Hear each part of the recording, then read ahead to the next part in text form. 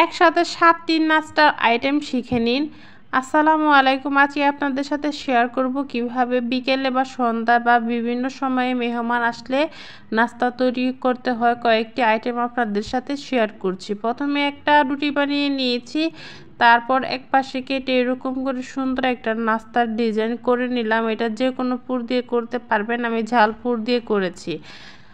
তারপর একটা ছাঁকনির সাহায্যে খুব অল্প সময়ে ডিজাইন করে কিন্তু নাস্তা বানিয়ে ফেলতে পারবেন ঝটপট করে, বেলাবেলির ঝামেলা ছাড়াই।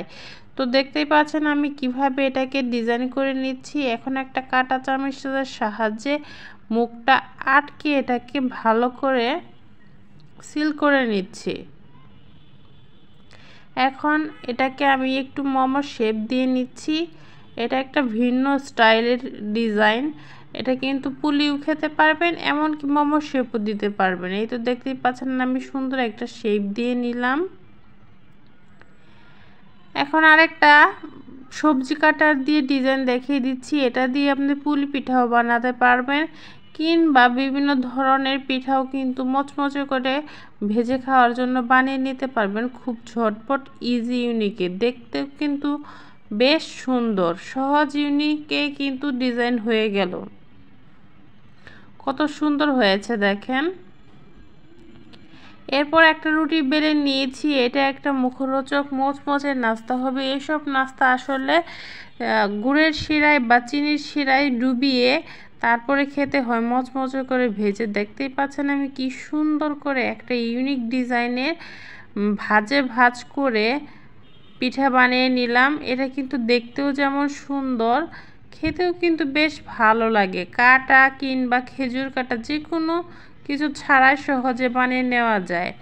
সবজি কাটার দিয়ে আরেকটি ইউনিক ডিজাইনের অন্থনের ডিজাইন আপনাদের দেখিয়ে দিচ্ছি। এইভাবে কিন্তু আপনারা খুব সহজেই অন্থনের ডিজাইন করে নিতে পারবেন।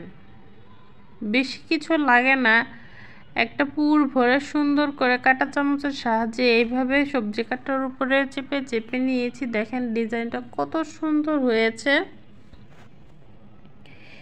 এখন এটাকে কিন্তু উল্টিয়ে দিলেই হয়ে যাবে সুন্দর একটা ইউনিক ডিজাইনের অন্থন।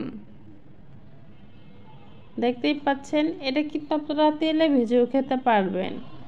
আরেকটা রুটির মধ্যে সুন্দর করে আমি চিরুনি দিয়ে ডিজাইন করে নিচ্ছি। আজকে আপনাদের শামুক পিঠা বানানো দেখাবো, কিভাবে আমি শামুক পিঠা খুব সহজে বানিয়ে ফেলি। ডিজাইন করে নিয়েছি। এখন এটাকে আমি মাঝখান থেকে ভাঁজ করে নিলাম। এই তো দেখেন কত সুন্দর একটা ইউনিক ডিজাইনের শামুক পিঠা হয়ে গেল খুব সহজভাবেই। এরকম নাস্তা বানিয়ে দিলে কিন্তু সবাই কম বেশি খুবই পছন্দ করবে। আমি একটু ডিজাইনও করে দিলাম কাঁটা চামচের সাহায্যে, বেশ সুন্দর লাগছে দেখতে। আরেকটা ডিজাইন নিয়ে চলে আসলাম। মাঝখানে যে কোনো একটা পুর দিয়ে এরকম সুন্দর ডিজাইনের একটা পুলি পিঠা বানাতে পারবেন। এটা কিন্তু আপনি মিষ্টি কিংবা ঝাল যে কোনো পুরি দেন না কেন খুব সহজে কলমের ক্যাপ আর কাঁটা চামচের সাহায্যে ডিজাইনটি করে ফেলতে পারবেন। অবশ্যই ভিডিওটা যদি আপনাদের ভালো থাকে অবশ্যই শেয়ার করে টাইমলাইনে রেখে দিতে পারবেন। যখনই আপনাদের প্রয়োজন হবে নাস্তা বানানোর আগে একবার হলেও কিন্তু দেখে নিতে পারবেন। ইউনিক ডিজাইনের সকল ভিডিও পেতে অবশ্যই আমার পেজটাকে ফলো দিয়ে পাশে থাকবেন, আর সকলেই আমার পেজের ভিডিওগুলো দেখে শেয়ার দিয়ে দেওয়ার চেষ্টা করবেন।